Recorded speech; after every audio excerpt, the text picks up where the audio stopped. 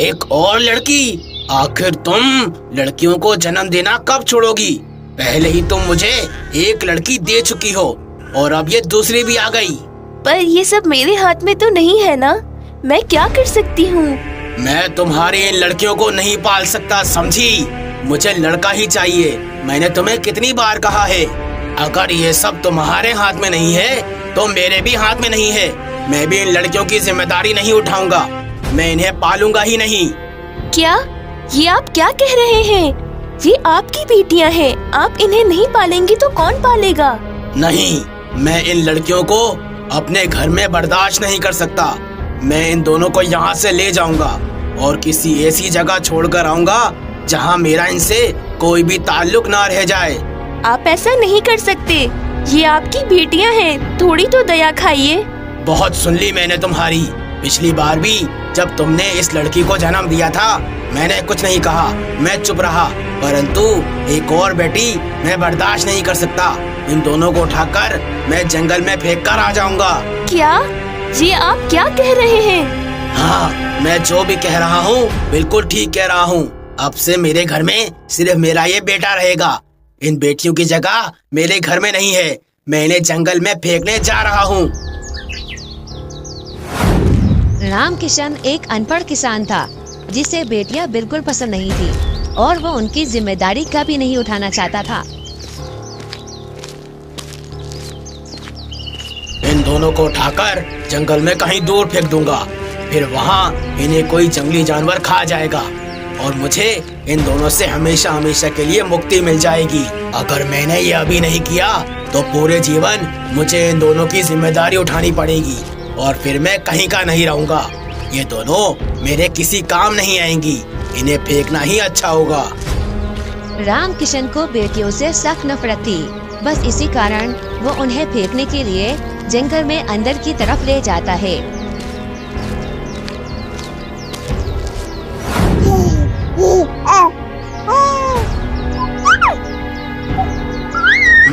ये जगह ठीक है, इन दोनों को यहीं छोड़ देता हूँ। यहाँ जंगली जानवर तो आते ही रहते हैं, कोई भी आकर इनको खा जाएगा और इन दोनों से मेरा पीछा हमेशा के लिए छूट जाएगा।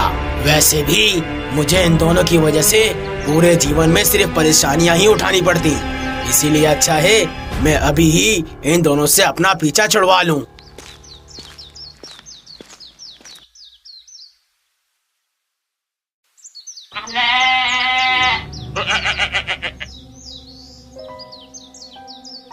खा लो भेड़ों, ये सारा भोजन खा लो। मैं ये सारी हरी हरी घासें तुम सभी के लिए तोड़कर लाया हूँ। बद्री एक अच्छे दिल का व्यक्ति था जो काफी गरीब था, परंतु फिर भी वो अपने जीवन से मायूस नहीं था। उसे 2 समय का भोजन मिल जाता तो वो खुश हो जाता। हुड़ हुड़, खा लो, ये सारा भोजन तुम सबके लिए है। ये सारी घासें एकदम ताजी हैं। हाँ? अरे बाप रे, ये इतने घने जंगल के अंदर इंसानी बच्चों के रोने की आवाज कहाँ से आ रही है? लगता है यहाँ कहीं इंसानी बच्चे आसपास ही हैं। परंतु इस घने जंगल में इंसानी बच्चा कैसे हो सकता है? लगता है इस घने जंगल के अंदर वो बच्चा गुम हो गया है। मुझे उसकी मदद करनी होगी। बद्री उस बच्चे की आवाज सुनकर उसे आसपास जंगल में ढूंढने लगता है।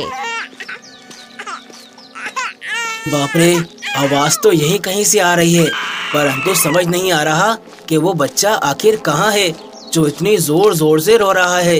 मुझे कुछ भी करके उसे जल्द से जल्द ढूंढना होगा, नहीं तो कोई जंगली जानवर मुझसे पहले वहाँ पहुँच गया तो वो बच्चे को खा जाएगा। नहीं, मैं उसे ढूंढ लूंगा, मुझे कोशिश करनी होगी।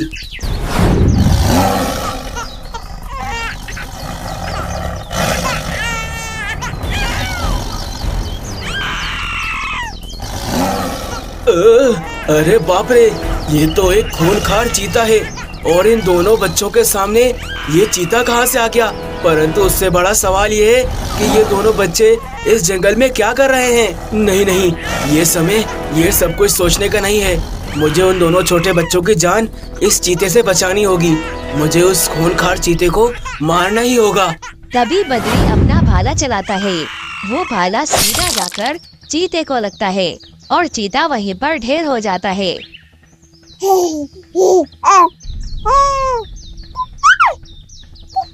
ये दोनों तो छोटी बच्चियां हैं, परंतु आखिर ऐसा कौन कर सकता है जो अपनी ही बच्चियों को छोड़कर ऐसे जंगल में चला गया है।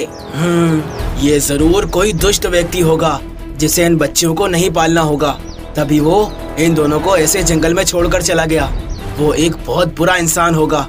अब मैं क्या करूं? इन दोनों बच्चियों को अपने घर ले जाऊं, परंतु घर ले जाने से भी क्या होगा? मेरे घर तो 2 समय का भोजन भी नहीं होता। इन बच्चियों को आखिर में क्या खिलाऊंगा? परंतु मैं इन दोनों बच्चियों को ऐसे जंगल में भी तो नहीं छोड़ सकता। मुझे इनकी सुरक्षा के लिए कुछ न कुछ तो करना होगा।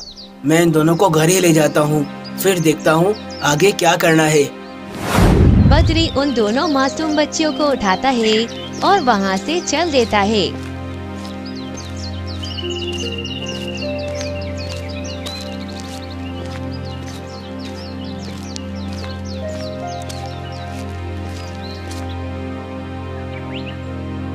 अरे शिवानी, यहाँ आओ। ये देखो मैं क्या लेकर आया हूँ। मेरे पास 2 छोटी छोटी बच्चियाँ हैं। ये बच्चियाँ मुझे जंगल में मिली।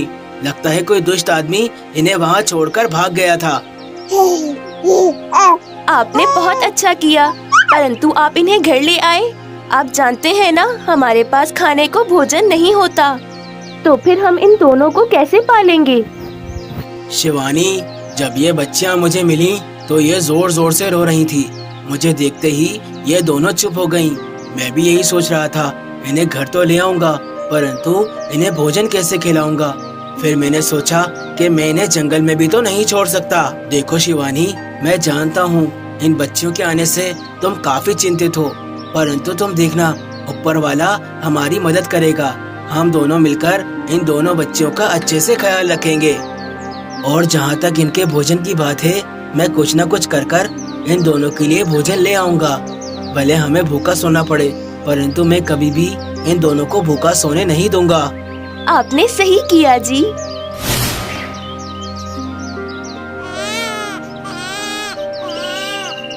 बद्री, ये दोनों तो बहुत रो रही हैं। लगता है इन्हें भूख लगी है। अब हम क्या करेंगे? अच्छा, इन्हें भूख लगी है। तुम चिंता मत करो शिवानी, मैं अभी विशाल भाई के बाड़े पर जाता हूँ। उनसे थोड़ा बहुत दूध मांग के ले आऊंगा। कम से कम इनका अभी का गुजारा हो जाएगा। ठीक है, आप जल्दी जाइए। बद्री अभी जाने ही वाला था कि तभी वो देखता है उसके दरवाजे पर एक दूध देने वाली बकरी खड़ी है। ये बकरी यहाँ कहाँ से आई? ये मेरी बकरी तो नहीं है। लगता है ये बकरी जंगल से भागकर यहाँ पर आ गई है। हे ऊपर वाले, लगता है तूने मेरी सुन ली। अब इस बकरी का दूध निकालकर मैं अपनी बच्चियों को पिला सकता हूँ।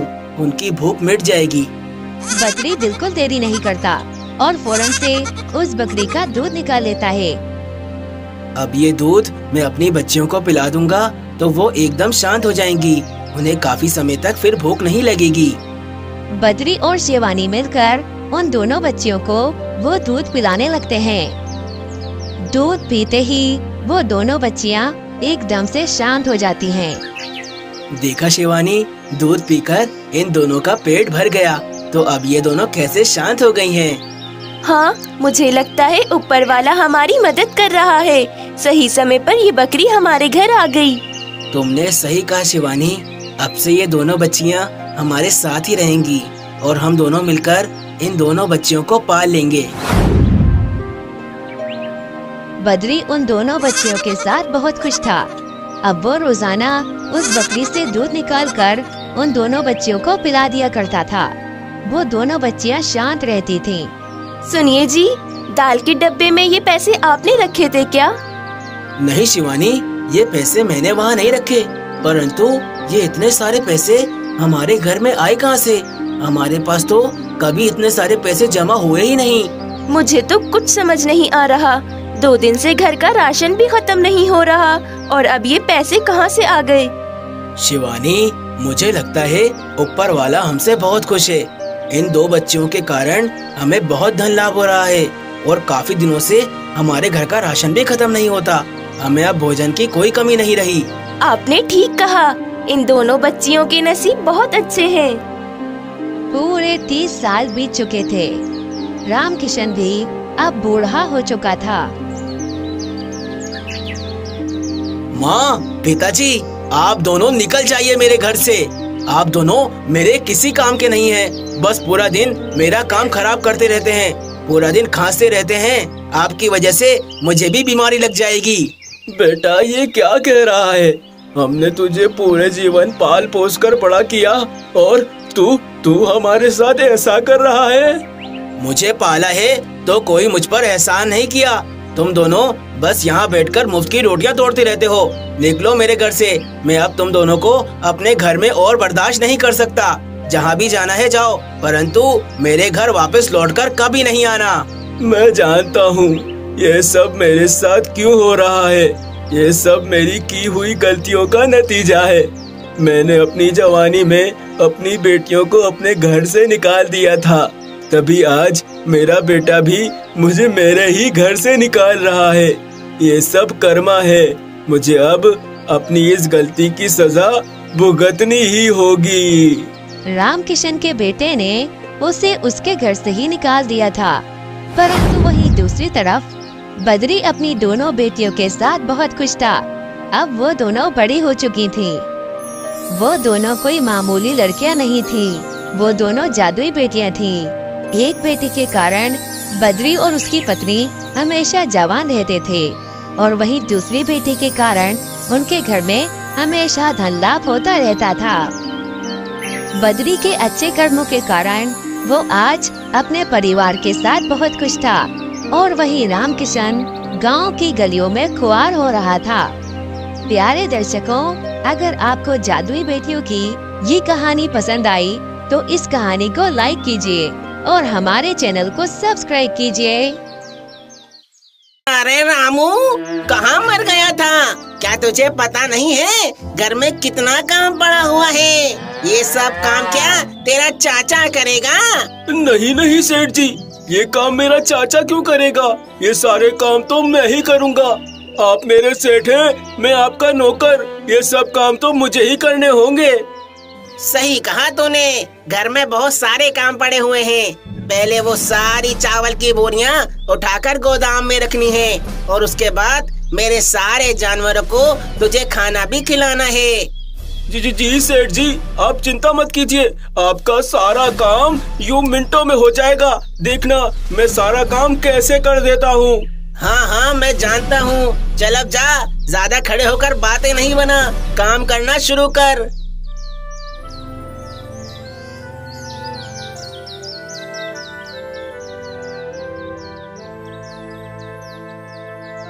अरे बाप रे, लगता है सारे साल की बोरियां सेठ जी ने आज ही मंगा ली।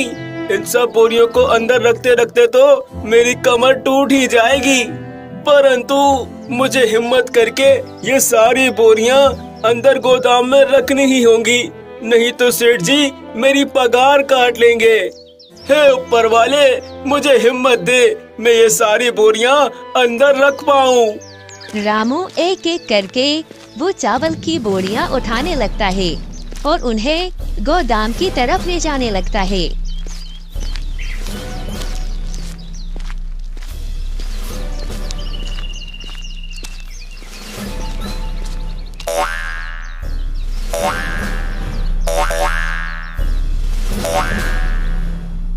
देखते ही देखते सारी बोरियां गोदाम में पहुंच जाती हैं। शुक्र है सारी चावल की बोरियां सही सलामत गोदाम में पहुंच गईं, परंतु मेरी कमर में अब बहुत दर्द हो रहा है।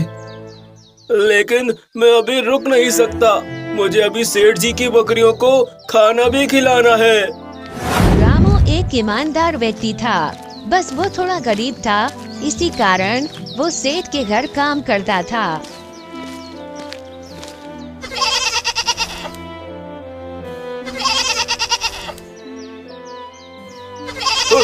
आओ आओ, खा लो, जल्दी जल्दी सभी खाना खा लो। आओ आओ आओ। रामू ने अपना सारा काम कर लिया था। अब वो वापस अपने सेठ के पास जा रहा था, क्योंकि आज उसकी पगार का दिन था। सेठ जी, मैंने अपना सारा काम कर लिया है, आप देख लिएगा। अब मैं घर जा रहा हूँ। मेरी पत्नी भी मेरे घर पे मेरा इंतजार कर रही होगी। अच्छा ठीक है रामू, जाओ जाओ, तुम घर जाओ। हाँ, और अपनी पत्नी का भी ध्यान रखना। अरे सेठ जी, परंतु वो मेरी पगार, शायद आपको याद नहीं है, परंतु आज मेरी पगार का दिन है। आप मुझे मेरी पगार दे दीजिए, मुझे घर के लिए राशन ले जाना है। रामू, मैंने तेरी पगार बहुत संभाल कर रखी थी, बस कुछ खर्चों की वजह से तेरी वो पगार खर्च हो गई। पर तू चिंता मत कर, आने वाले 5-6 दिनों में तू मुझसे पगार ले लेना।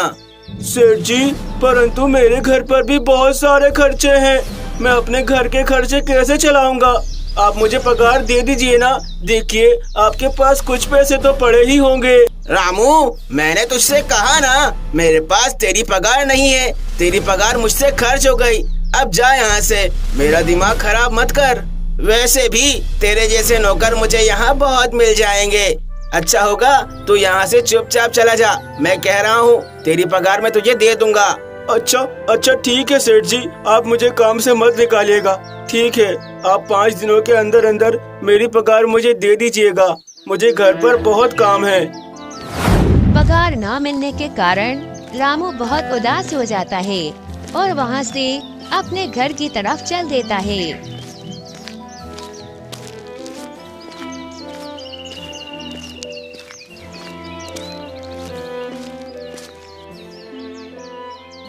आ गए आप? क्या आपके सेठ जी ने आपको पगार दी है? नहीं रानी, मैंने अपने सेठ जी से पगार का कहा तो वो कहने लगे कि उनसे मेरी पगार का ही खर्च हो गई, तो आने वाले 5-6 दिनों में वो मुझे मेरी पगार दे देंगे। क्या 5-6 दिन का तो घर में राशन भी नहीं बचा, अब हम क्या करेंगे?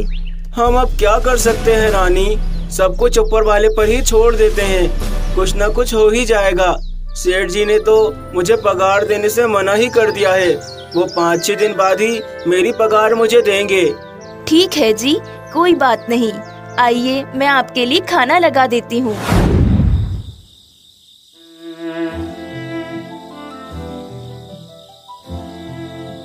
ये थोड़े से दाल चावल ही बचे थे, मैं आपके लिए ले आई। हाय रे, अब तो घर में सारा राशन भी खत्म हो चुका है, ना जाने अब क्या होगा। है ऊपर वाले, अब तू ही मेरी मदद कर। आप चिंता मत कीजिए, सब ठीक हो जाएगा। अगर मेरे सेठ जी हर महीना मुझे सही समय पर पगार दे दें तो मेरे घर के हालात भी ठीक हो जाएं, परंतु यहाँ तो नौबत ये आ गई है कि घर में खाने को भी नहीं है। पूरे 5 दिन बीत चुके थे। रामू अभी भी उदास था और वो उदास दिल से अपने सेठ के पास नौकरी के लिए जा रहा था।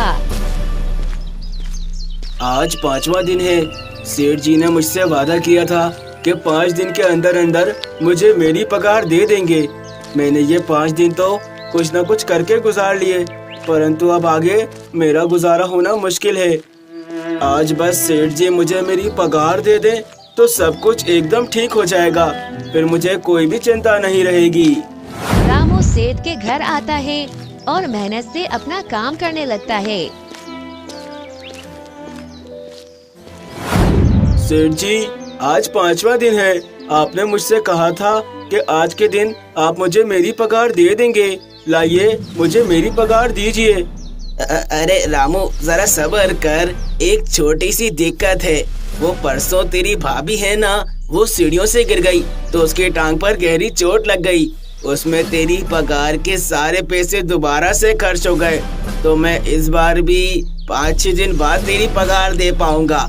अभी तो मेरे पास सारे के सारे पैसे ही खत्म हो गए हैं। पर सेठ जी, आपने मुझसे वादा किया था कि आप मुझे 5 दिन के अंदर अंदर पगार दे दोगे, मुझे भी बहुत जरूरत है। अरे रामू, तू समझ, तेरी भाभी को अस्पताल भी तो ले जाना था, वहाँ इतने पैसे लग गए कि मैं तेरी पगार जुटा ही नहीं पाया। वो सारे पैसे वहीं खर्च हो गए, तो अब मैं क्या कर सकता हूँ। सेठ जी, बुरा मत मानिएगा, मैं आपका सारा काम इतनी मेहनत से करता हूँ, सही समय पर आपके पास आ जाता हूँ, परंतु आप फिर भी मुझे मेरी पगार सही समय पर कभी नहीं देते हैं। देख रामू, मैं तुझे कब से प्यार से समझा रहा हूँ, परंतु तुझे मेरी बात समझ नहीं आ रही लगता है। मेरे पास नौकरों की कोई कमी नहीं है। मैं चाहूँ ना तेरे जैसे 1000 नौकर लाकर खड़े कर सकता हूँ। मैंने तुझे साफ साफ बता दिया है, मेरे पास अभी तेरी पगार के लिए पैसे नहीं है। 5-6 दिन बाद आना, मैं तुझे तेरी सारी पगार दे दूंगा। ठीक है सेठ जी, जैसी आपकी इच्छा, बस मुझे मेरी पगार दे दीजिएगा। रामू बहुत उदास होकर वहाँ से चला जाता है। उसके समझ नहीं आ रहा था कि अब वो क्या करे। हे ऊपर वाले, अब मैं क्या करूं? घर भी जा नहीं सकता, घर में जरा सा भी भोजन नहीं बचा है। मेरी पत्नी मेरा इंतजार कर रही होगी, वो सोचती होगी मैं राशन लेकर घर पर आ रहा हूँ, परंतु घर पे तो पकाने के लिए कुछ भी नहीं है। अब तू ही मेरी मदद कर। तभी रामू को एक मुर्गी नजर आती है। अरे वाह, इस मुर्गी को पकड़कर ले जाता हूँ। इसे बनाकर आज रात के भोजन का इंतजाम हो जाएगा। यही सोचकर रामू उस मुर्गी के पीछे भागने लगता है। मुर्गी भी रामू को देखकर उससे दूर भागने लगती है। तभी भागते भागते रामू का पैर फिसल जाता है और वो लुढ़कते लुढ़कते एक बड़े से गड्ढे में गिर जाता है। बचाओ! रामू के उस गड्ढे में गिरते ही वो गड्ढा बंद हो जाता है। तभी रामू देखता है कि उसके सामने हर तरफ खजाना ही खजाना है। अरे बाप रे, ये मैं कहाँ आकर गिर गया? यहाँ तो हर तरफ खजाना ही खजाना है। लगता है मैं किसी शाही जगह आ गया हूँ। तुम गलत हो मनुष्य, तुम एक बहुत ही नायाब आदमी हो, तभी तुम्हें इस गुफा का द्वार सबसे पहले दिखा है और अब से इस गुफा का सारा खजाना तुम्हारा हुआ।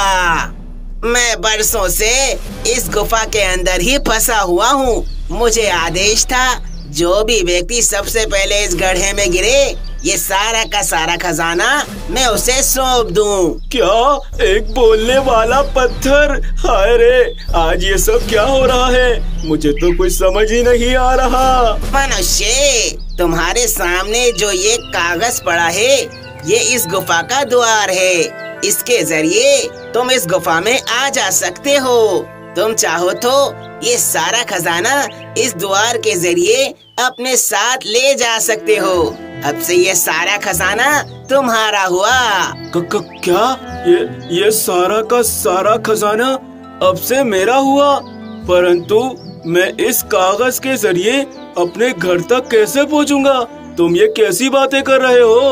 अरे, तुम्हें जितना भी खजाना लेना है उसे उठाकर इस कागज पर कूद जाओ।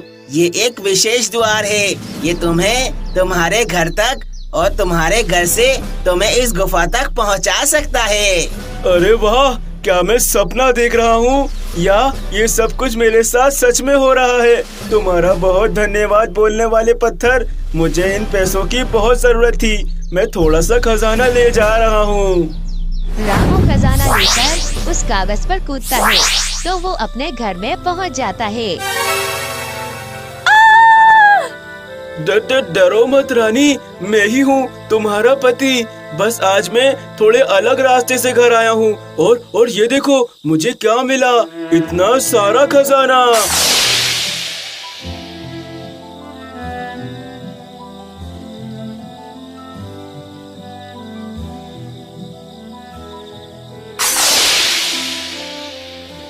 देखा, मैं कहती थी ना आपको कि सब ठीक हो जाएगा। हाँ रानी, तुम ठीक कह रही थी। आज सब कुछ ठीक हो गया। अब मुझे जब भी पैसों की जरूरत पड़ेगी, मैं इस द्वार के जरिए उस गुफा में चले जाऊंगा और अपनी जरूरत के लिए जितने पैसे चाहिए होंगे उतने ही निकाल कर खर्च कर लूंगा। अब मेरा जीवन भी पहले जैसा नहीं रहेगा और मुझे अब उस सेठ के पास नौकरी करने की कोई आवश्यकता भी नहीं है। रामू को अब जब भी जरूरत होती वो उस गुफा में जाकर वहाँ से खजाना ले आता। ऐसे रामू के पास अब काफी सारा खजाना जमा हो गया था और पूरे गांव में ये बात फैल रही थी कि रामू उस गांव का सबसे अमीर व्यक्ति बनता जा रहा है। अच्छा, तो इसका मतलब मेरे छोटे जासूस ने मुझे सब कुछ सही बताया था। ये रामू इस द्वार के जरिए किसी गुफा में जाता है और वहाँ से खजाना लेकर आ जाता है। ये तो इसको बड़ी सही चीज मिल गई है। मुझे इससे ये चीज चुरानी होगी और उस गुफा में पहुँचना होगा ताकि मैं इससे ज्यादा अमीर हो सकूं। ये नौकर मुझ सेठ से आगे कैसे निकल रहा है? फिर क्या था, एक दिन मौका पाकर सेठ रामू के घर में घुस जाता है और उस द्वार के जरिए वो गुफा में पहुंच जाता है।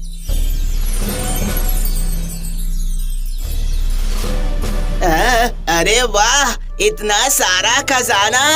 ये सारा खजाना अब से मेरा हुआ। मैं उस रामू को दिखा दूंगा कि मैं उसका सेठ हूँ और वो मेरा नौकर।